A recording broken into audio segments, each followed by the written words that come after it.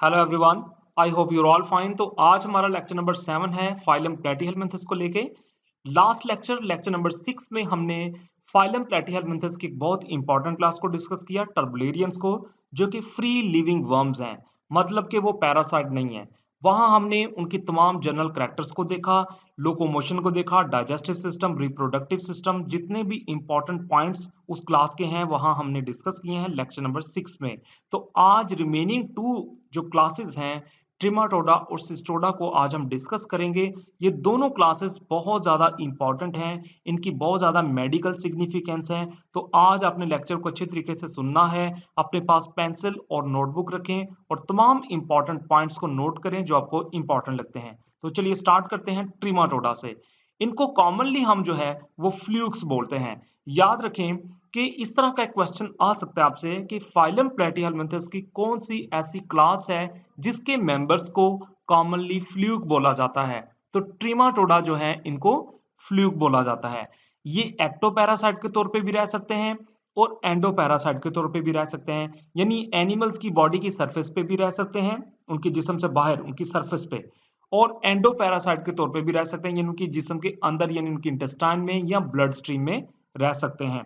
और वहां पर ये उनके जो प्रिपेयर्ड न्यूट्रिएंट्स हैं उसको ये अब्सॉर्ब करेंगे। तो ये पैरासाइट, आपको पता है पैरासाइट किस तरह के ऑर्गेनिजम्स होते हैं जो दूसरे जानवरों के अंदर रहते हैं, उनको नुकसान पहुंचाते हैं। तो अगर ये पैरासाइट एक्टो हैं तो इसका ये मतलब है कि ये उसकी एनिमल के जिस्म से बाहर उसकी सरफेस के ऊपर चिपके हुए हैं और वहां से न्यूट्रिएंट ले रहे हैं। ठीक है। और एंडोपैरासाइट से मुराद है कि उसकी बॉडी के अंदर है, उसकी इंटेस्टाइन में या उसकी ब्लड स्ट्रीम में, और वहां से न्यूट्रिएंट ले रहे हैं। इनकी बॉडी के ऊपर सीलिया मौजूद नहीं है। इससे मुराद ये है कि ये प्रॉपर लोकोमोशन नहीं कर सकते, हरकत नहीं कर सकते, एक जगह से दूसरी जगह नहीं जा सकते। डेफिनेटली ये पैरासाइट हैं, इसलिए इनको खुराक की सर्च के लिए इधर से उधर नहीं जाना पड़ेगा, इंटेस्टाइन में रहते हैं, एक जगह पर चिपके हुए होते हैं, हरकत की इतनी जरूरत नहीं है, और इसलिए इनके जिस्म के ऊपर सीलिया नहीं होते। और आपको पता है सीलिया का क्या फंक्शन है? सीलिया का फंक्शन ये है कि ये लोकोमोशन करवाता है। तो इसलिए इनके ऊपर सीलिया का ना होना इनके पैरासिटिक लाइफस्टाइल को इंडिकेट करता है। फिर इनके पास शक्कर और रुक्स जैसी स्ट्रक्चर्स मौजूद होती हैं। तो ये बहुत इंपॉर्टेंट स्ट्रक्चर्स हैं इनके लिए। देखिए, अगर ये हॉस्ट की बॉडी के अंदर हैं, अगर ये हॉस्ट की बॉडी के अंदर हैं, तो वहां पर लेट्स सपोज अगर ये इंटेस्टाइन में है, तो इंटेस्टाइन की पेरिस्टाल्टिक मूवमेंट्स की वजह से ये जिस्म से बाहर रिलीज हो सकते हैं। तो इसलिए ये पेरिस्टाल्टिक मूवमेंट्स, इंटेस्टाइन में होने वाली हरकत, ठीक है, उसकी वजह से ये कहीं बाहर ना निकल जाएं, इसलिए इन्होंने अपने अंदर ऐसी स्ट्रक्चर्स डेवलप कर रखी हैं जिसकी मदद से ये हॉस्ट के जिस्म के साथ चिपक जाते हैं, मजबूती से एडजस्ट हो जाते हैं और वहां से ये न्यूट्रिएंट्स को लेते रहते हैं। इसलिए सकर और हुक्स इनके पास बहुत इंपॉर्टेंट एवोल्यूशनरी वेपन्स हैं, इनकी मदद से ये हॉस्ट के साथ मजबूती से चिपक जाते हैं। इनका माउथ जो है वो एंटीरियर है और इनकी बॉडी लीफ लाइक है, पत्ते की तरह होती है, चिपटी हुई होती है, और इनकी जिस्म के ऊपर एक प्रोटेक्टिव लेयर मौजूद होती है जिसको टैग्यूमेंट कहते हैं। मैं आपको बता दूं कि टैग्यूमेंट इसलिए होती है, देखिए ये जिस्म के अंदर रहते हैं इंटेस्टाइन में, लेट्स सपोज अगर ये इंटेस्टाइन में रहते हैं, तो इंटेस्टाइन में रिलीज होने वाले एंजाइम्स और केमिकल्स, हॉस्ट की इंटेस्टाइन से रिलीज होने वाले एंजाइम्स या केमिकल्स इनको डैमेज कर सकते हैं, नुकसान पहुंचा सकते हैं। तो ये उन केमिकल्स के अटैक से बचने के लिए इन्होंने अपनी बॉडी के ऊपर एक प्रोटेक्टिव लेयर जो है वो डेवलप कर रखी है जिसको टैग्यूमेंट कहते हैं। तो इस तरह ये टैग्यूमेंट इनको हॉस्ट के एंजाइम्स से या फिर उनके केमिकल से बचाती है। हॉस्ट के ऊपर ये किस चीज के ऊपर फीड करते हैं? ये ब्लड के ऊपर फीड कर सकते हैं, सेल्स के ऊपर फीड कर सकते हैं, या टिश्यूज के ऊपर फीड कर सकते हैं। तो इस तरह ये ब्लड सेल्स या टिश्यूज के ऊपर फीड करते हैं, उनको नुकसान पहुंचाते हैं। अब हम बात करते हैं कुछ इंपॉर्टेंट ट्रिमाटोड्स की जो कि ह्यूमंस के पैरासाइट्स हैं। इनमें सबसे इंपॉर्टेंट है लिवर फ्लूक। देखिए, जो बच्चे मेडिकल में हैं, एमबीबीएस करते हैं, उनको पता है कि ये लिवर फ्लूक जो है कितना डेंजरस पैरासाइट है। ये लिवर के अंदर रहता है, लिवर के ऊपर अटैक करता है और ये लिवर को खाता रहता है, और जिसकी वजह से लिवर बहुत ज्यादा डैमेज हो जाता है और उसका साइज रिड्यूस हो जाता है, थोड़ा सा रह जाता है लिवर। कभी आप गूगल करके इसकी पिक्चर्स देखें, ऐसा लिवर आपने सर्च करना है जिसको लिवर फ्लूक ने अटैक किया हो, आपको समझ आ जाएगी कि ये कितने खतरनाक हैं। इनका साइंटिफिक नेम है क्लोनोराइकस साइनियंसिस। The scientific name of liver fluke is Clonorhynchus sinensis, और ये एशियन कंट्रीज के अंदर एक कॉमन पैरासाइट है। एशियन कंट्रीज बेटा, जिसमें पाकिस्तान, इंडिया, बांग्लादेश वगैरह वगैरह जितनी भी एशियन कंट्रीज हैं वो सारी की सारी आ जाती हैं। तो इन एशियन कंट्रीज के अंदर लिवर फ्लू एक कॉमन पैरासाइट है और यहाँ ये तकरीबन 30 मिलियन लोगों को इन्फेक्ट करता है, जो कि एक बहुत बड़ा नंबर है। इसलिए ये एक इंपॉर्टेंट पैरासाइट है ह्यूमन का और इसकी एक बहुत इंपॉर्टेंट, इसकी बहुत ज्यादा मेडिकल सिग्निफिकेंस है। अब अडल्ट जो हैं, इनके जो अडल्ट हैं वो कहाँ रहते हैं? लीवर से आने वाली बाइल डक्ट के अंदर ये रहते हैं और वहां पर ये फीड करते हैं एपिथेलियल टिश्यूज के ऊपर और ब्लड के ऊपर। मैं आपको दिखा देता हूं कि ये कॉमन बाइल डक्ट कहाँ है और ये कहाँ रहते हैं। देखिए ये है लिवर, ठीक है, ये लिवर है और ये लिवर के साथ आपको पता है ये गॉल ब्लैडर है और यहाँ पर करके ये पैंक्रियाज है और ये इंटेस्टाइन है। अब आप देखें जरा कि ये लिवर से आने वाली डक्ट, यहाँ से लिवर की सिक्रीशंस आएंगी और यहाँ से गॉल ब्लैडर की सिक्रीशंस आएंगी। अब गॉल ब्लैडर अपनी सिक्रीशंस को इस डक्ट के थ्रू, इस डक्ट के अंदर जो कि लिवर से आ रही है, रिलीज करता है। और इसी तरह पैंक्रियास क्या करता है कि अपनी सिक्रीशंस को, पैंक्रियाटिक जूस को भी इसी डक्ट में जो कि लिवर से आ रही है रिलीज करता है। तो इस तरह लिवर से आने वाली, गॉल ब्लैडर से आने वाली और पैंक्रियास से आने वाली सिक्रीशंस को इकट्ठे करके इस डक्ट के अंदर रिलीज कर दिया जाता है। This is common bile duct, ठीक है, ये कॉमन बाइल डक्ट है। क्योंकि ये इसलिए कॉमन है क्योंकि ये गॉल ब्लैडर, पैंक्रियास और लिवर से आने वाली सिक्रीशंस को इकट्ठे करके इंटेस्टाइन में रिलीज करती है। तो इनके अडल्ट्स जो हैं, ठीक है, ये यहाँ पर रहते हैं कॉमन बाइल डक्ट में, यहाँ पर, और यहाँ पर ये एपिथेलियल टिश्यूज के ऊपर फीड करते हैं या ब्लड के ऊपर फीड करते हैं। तो एक और चीज मैं आपको बता दूं बेटा कि ये यहाँ पर जो अडल्ट्स यहाँ पर रहते हैं, ये अपने अंडे जो है वो रिलीज करते हैं इंटेस्टाइन में और इस तरह इनके अंडे इंटेस्टाइन से होते हुए फीसिस के थ्रू बाहर निकल जाते हैं। ठीक है, मैं आपको बताता हूँ इस लाइफ साइकिल को। देखें, ये पिक्चर बहुत इंपॉर्टेंट है। देखिए ह्यूमन फीसिस में मौजूद एग्स, ये व्हाइट कलर के जो है इसके अंदर एग्स हैं। अब इस एग को अगर हम देखें तो इस एग के अंदर आपको एक छोटा सा एम्ब्रियो नजर आ रहा है जिसको हम मेरासीडियम कहते हैं। ठीक है, जैसे ही अडल्ट्स कॉमन बाइल डक्ट के अंदर अपने अंडे रिलीज करते हैं तो वो अंडे देख लें किस तरह के होते हैं, इस तरह के होते हैं ये अंडे। उन अंडों के अंदर छोटे से एम्ब्रियो है और उस एम्ब्रियो को मेरासीडियम कहते हैं। अब ये फीसिस जो है ये किसी तरह अगर पॉन्ड या स्ट्रीम में जाती है, ठीक है, तो किसी पॉन्ड या स्ट्रीम में अगर जाएगी तो वहां पर जो पॉन्ड या स्ट्रीम में मौजूद स्नेल क्या करेगा कि इन एग्स को क्या करेगा, इंजेस्ट कर लेगा, इनगल्फ कर लेगा। इस तरह जब ये अंडे इस स्नेल के अंदर जाएंगे तो इन अंडों से क्या होगा कि ये जो एम्ब्रियो थे जिनको मिरासीडियम कहते हैं रिलीज हो जाएंगे। जैसे ही स्नेल इन अंडों को इनगल्फ करेगा, इंजेस्ट करेगा, तो इन अंडों से छोटे छोटे एम्ब्रियो जो जिनको मिरासीडियम कहते हैं रिलीज हो जाएंगे और इस तरह ये मिरासीडियम जो है अपने आप को स्पोरोसिस्ट में कन्वर्ट कर लेंगे। यहाँ पर ये 3 से 4 वीक तक रहेंगे और जैसे ही ये 3 से 4 वीक के बाद बाहर आएंगे तो ये अपने आप को सिरकेरिया फॉर्म में कन्वर्ट कर लेंगे। यहाँ पर ये देखिए, ये सिरकेरिया। अब ये सिरकेरिया जो है ये आजादाना पानी में हरकत कर सकती है। इसके पीछे एक टेल लगी हुई है, ये आपको ये इंडिकेट कर रही है कि पानी में आजादाना मूव कर सकते हैं, हरकत कर सकते हैं।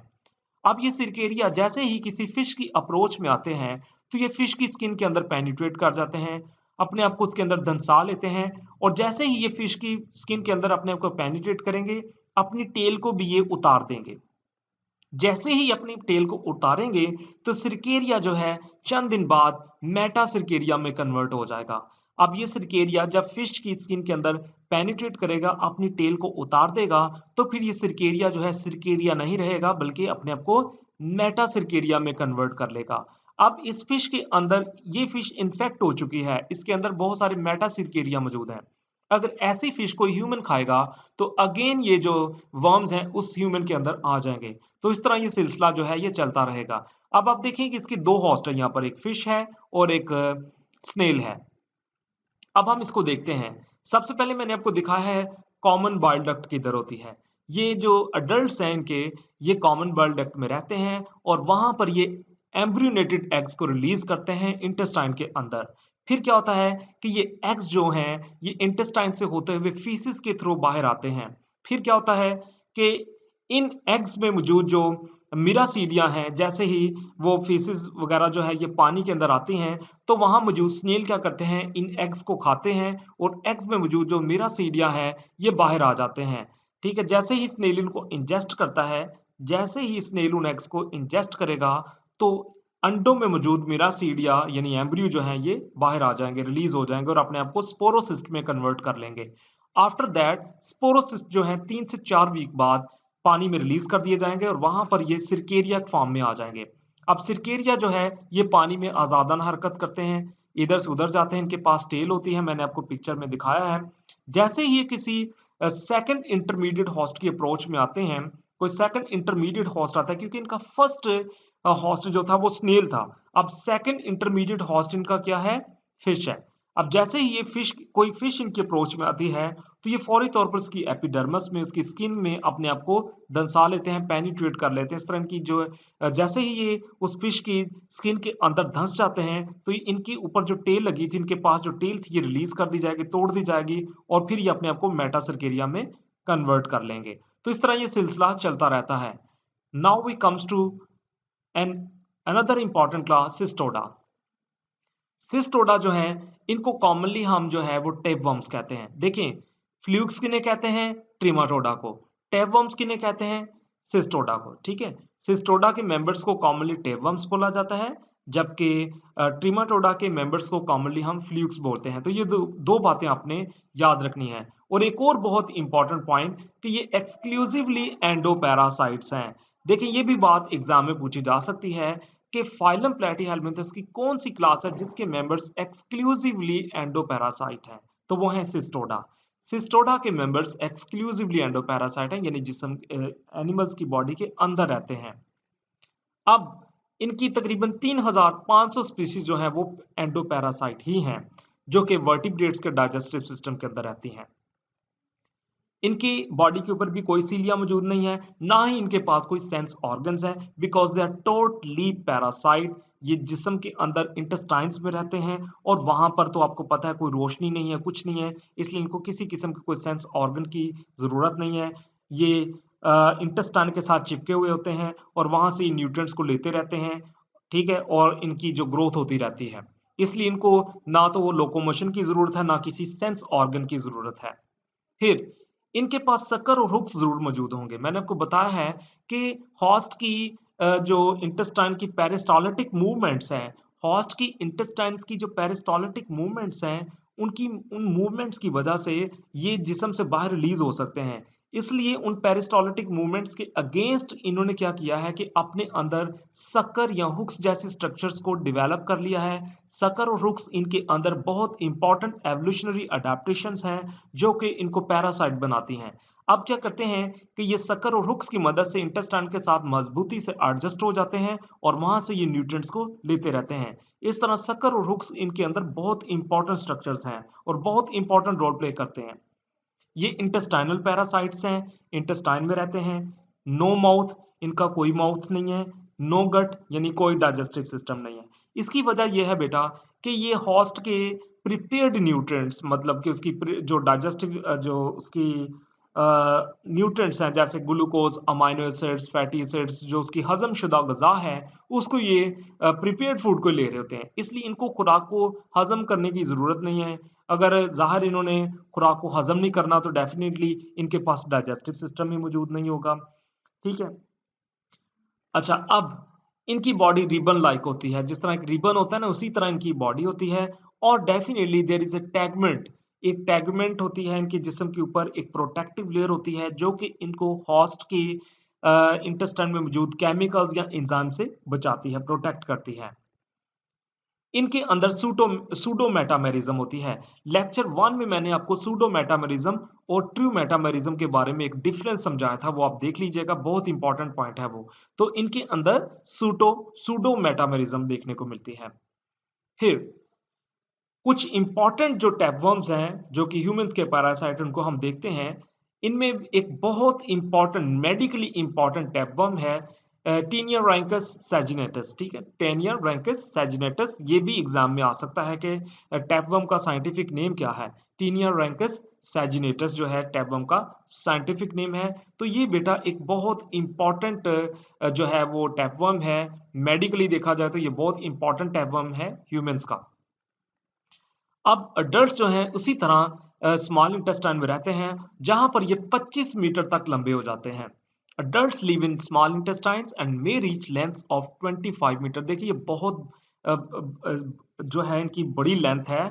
अगर इस तरह के 25 मीटर के कई वर्म्स इंसान की इंटेस्टाइन में इकट्ठे हो जाएं तो आप अंदाजा लगा लें कि इंटेस्टाइन्स तो ब्लॉक हो जाएंगी। इस तरह से इंसान जो है वो मर जाएगा। तो इस तरह ये बहुत ही खतरनाक है। तकरीबन 80,000 अंडे जो हैं पर ग्लॉटिड जो है वो रिलीज किए जाते हैं। जैसे ही प्रोग्लॉटिड जो है वो रिलीज किया जाता है तो देखें यहां से क्या है, अबाउट 80,000 एग्स पर ग्लॉटिड are released as proglottids break free of the adult worm. मैं आपको पर ग्लॉटिड समझा दूं ये क्या है। देखें इनकी जिस्म जो है वो रिबन लाइक है, ठीक है, जिस्म इनका जो है वो क्या है, रिबन लाइक है। ये देखिए इस तरह का इनका जिस्म है ये, ठीक है, ये हो गया इनका, ये इनकी बॉडी है। और इनकी बॉडी में इस तरह की आपको मेटामरिज्म देखने को मिलेगी जो कि ट्रू नहीं है, जिसको सूडो मेटामरिज्म कहते हैं। ठीक है, मैंने आपको बता दिया कि लेक्चर 1 में मैंने ये सारा डिफरेंस समझाया हुआ है। ठीक है, अब ये आपको जो नजर आ रही नहीं है सेगमेंट्स, इनको प्रोग्लॉटिड्स भी कहते हैं। They are also known as proglottid. अब एक प्रोग्लॉटिड के अंदर पूरे का पूरा रिप्रोडक्टिव सिस्टम मौजूद होता है। ठीक है, इसमें टेस्टिस और जो ओवरीज हैं सारा जो है एक सेगमेंट के अंदर मौजूद होता है। ठीक है, जिसको प्रोग्लॉटिड कहते हैं। अब क्या होता है कि एक प्रोग्लॉटिड के अंदर, यानी इसके अंदर, एक प्रोग्लॉटिड के अंदर 80,000 अंडे जो हैं वो मौजूद होते हैं। जब एक प्रोग्लॉटिड उतरता है तो इसका मतलब है कि 80,000 अंडे जो हैं वो दिए गए हैं। एज एन एग डेवलप, जैसे ही एग डेवलप होते हैं तो इनसे एक 6 हुक्ड लार्वा जो है वो डेवलप होता है, जिसको ऑनकोसेफियर कहते हैं। देखिए ये भी एक बहुत इंपॉर्टेंट पॉइंट है कि ऑनकोसेफियर लार्वा जो है फाइलम प्लेटीहेल्मिन्थस की किस क्लास में पाया जाता है, तो ये सिस्टोडा में। टैपवर्म का जो लार्वा है इसको ऑनकोसेफियर लार्वा कहते हैं। ये भी एक बहुत इंपॉर्टेंट एमसीक्यू है, एक बहुत इंपॉर्टेंट क्वेश्चन है कि ऑनकोसेफियर लार्वा किस वर्म का लार्वा है। टैपवर्म का ये लार्वा है। अच्छा, अब आप देखें यहाँ पर, बेटा यहाँ पर आप देखें कि इसका, ये देखें ये है टैपवर्म। ठीक है, ये देखिए रिबन की तरह की इसकी बॉडी है, सारी की सारी इसकी बॉडी रिबन की तरह की है। तो इसके अंदर ये आपको देखिए छोटे छोटे सेगमेंट्स नजर आ रहे हैं जो कि ट्रू सेगमेंट्स नहीं है। अब इसी को प्रोग्लोटिड्स कहते हैं। देखें ये इसके जो सेगमेंट्स है ना, ये जो आपको पार्ट्स नजर आ रहे हैं, इन्हीं को प्रोग्लोटिड्स कहते हैं।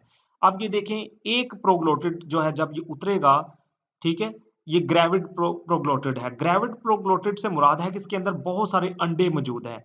तो देखें अब इस ग्रेविड प्रोग्लोटिड के अंदर एक अंडा जो है इसको जूम इन करके दिखाया गया, बाहर निकाल के दिखाया गया, ये अंडा है। ठीक है, एग कंटेनिंग ओनकोस्फीयर इन फेसेस। ठीक है, डेफिनेटली ये फेसेस में मौजूद होंगे और इन एग के अंदर ओनकोस्फीयर जो है लार्वा जो है वो मौजूद होगा। ठीक है, एग कंटेनिंग ओनकोस्फीयर इन फेसेस। ठीक है, अब जैसे ही क्या होगा कि जब ये फीसिस ओपन प्लेसेस पे होगी, किसी ग्राउंड में होगी, तो वहां पर मौजूद कैटल क्या करेंगी, जब वो ग्रास खाएंगी तो ये अंडे भी जो है वो कैटल जो है वो खा जाएगी साथ। ठीक है, अब जाहिर है जब ये अंडे ग्रास में थे, ठीक है, ग्राउंड में थे, वहां पर जो पास्चर था वहां पर ये फीसिस मौजूद थी। तो फीसिस में मौजूद जो अंडे हैं इनको कैटल ने क्या किया, इंजेस्ट कर लिया। ड्यूरिंग ग्रेजिंग उन्होंने इसको इंजेस्ट कर लिया इसको। और जैसे ही कैटल ने इसको इंजेस्ट किया है तो क्या हुआ है कि यहाँ से ओनकोस्फीयर जो है वो हैच हुआ है, बाहर आ गया ओनकोस्फीयर लार्वा, जो कि ओनकोस्फीयर स्ट्रक्चर जो कि इसके अंदर मौजूद थी एग के अंदर। जैसे ही कैटल ने उसको इंजेस्ट किया है तो ये ओनकोस्फीयर जो है ये बाहर आया है और कैटल की इंटेस्टाइन के साथ चिपक गया। अब इसने यहाँ पर कैटल की इंटेस्टाइन को पंक्चर किया, उसको जो है वो इन्फेक्ट किया, पंक्चर किया, और वहां से ये कैटल की ब्लड स्ट्रीम के अंदर यानी इसकी सर्कुलेशन में चला जाएगा और वहां से ये क्या करेगा, उसके मसल्स के अंदर पेनिट्रेट कर जाएगा, कैटल की मसल्स के अंदर पेनिट्रेट कर जाएगा। अब क्या होगा कि वहां पर ये सिस्टिसर्कस लार्वा कहलाएगा। ठीक है, इन्वेजिनेटेड सिस्टिसर्कस इन मसल्स इन्फेक्टिव स्टेज। ठीक है, अब देखें कैटल ने क्या किया, अंडे को इंजेस्ट कर लिया। जैसे ही अंडे को इंजेस्ट किया गया, अंडा कैटल की इंटेस्टाइन में पहुंचा। कैटल की इंटेस्टाइन की में मौजूद जो केमिकल्स हैं, एंजाइम्स हैं, उन्होंने अंडे को क्या किया, ब्रेक डाउन की। अंडे से जो है वो ओनकोस्फीयर बाहर आया। ओनकोस्फीयर जो है इसने कैटल के इंटेस्टाइन के साथ अपने को एडजस्ट किया, हुक्स की मदद से उसको पंक्चर किया, ब्लड स्ट्रीम में आया। ब्लड स्ट्रीम से ये क्या हुआ कि ये मसल्स के अंदर जाके पेनिट्रेट कर गया। ठीक है, वहां पर ये सिस्टी सर्कस कहलाएगा। ठीक है, ओन्कोस्फीयर नहीं कहलाएगा, बल्कि ओन्कोस्फीयर जब मसल्स में पहुंचता है तो ये सिस्टी सर्कस बन जाता है। फिर क्या होता है कि जब ये वाला जो मीट कोई ह्यूमन खाएगा तो अगेन ये टैपवर्म उस इंसान के अंदर आ जाएगा। तो इस तरह ये इसका सारे का सारा लाइफ साइकिल चलता है। फिर हम देखते हैं कि कैटल जो है कि इंटरमीडिएट होस्ट है। Graze in pasture contaminated with human faeces, यानी कि ऐसी पॉस्चर, ऐसी चरागाहें जो ह्यूमन फीसेस से कॉन्टेमिनेटेड होती हैं, वहां पर अगर कोई कैटल ग्रेजिंग करता है तो वहां ह्यूमन फीसेस में मौजूद जो अंडे थे उनको कैटल्स क्या करेंगी, इंजेस्ट कर लेंगी और ठीक है, उन अंडों में मौजूद ऑन्कोस्फीयर या प्रोग्लोटेड मैंने जो अभी आपको दिखाए हैं वो उस कैटल की बॉडी के अंदर आ जाएंगी। ठीक है, और कैटल के डाइजेस्टिव एंजाइम क्या करेंगे कि अंडे को तोड़ेंगे और अंडों से ऑन्कोस्फीयर जो लार्वा है बाहर आ जाएगा। ठीक है, और वो अपनी हुक्स की मदद से इंटेस्टाइनल वॉल के साथ चिपक जाएगा, इंटेस्टाइनल वॉल को तोड़ेगा, उसके अंदर बोरिंग करेगा और उसकी ब्लड स्ट्रीम में शामिल हो जाएगा। इस तरह जो ब्लड स्ट्रीम है लार्वा, ठीक है, ब्लड स्ट्रीम क्या करेगी, उस लार्वा को स्केलेटल मसल्स तक ले जाएगी।